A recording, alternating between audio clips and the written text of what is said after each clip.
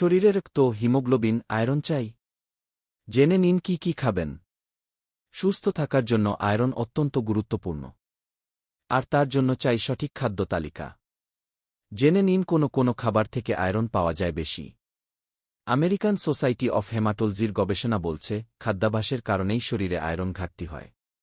অথচ অনেকেরই জানা নেই যে প্রাপ্তবয়স্ক একজন পুরুষের দৈনিক ৮ মিলিগ্রাম আয়রন প্রয়োজন। আর মহিলাদের প্রয়োজন দৈনিক ১৮ মিলিগ্রাম। গর্ভবতী মহিলার দৈনিক ২৭ মিলিগ্রাম আয়রন প্রয়োজন। শরীরে আয়রনের ঘাটতি হলে অ্যানিমিয়া ছাড়াও নানা অসুখ হতে পারে। জেনে নিন বেশি পরিমাণে আয়রনের উৎস কোনো খাবার।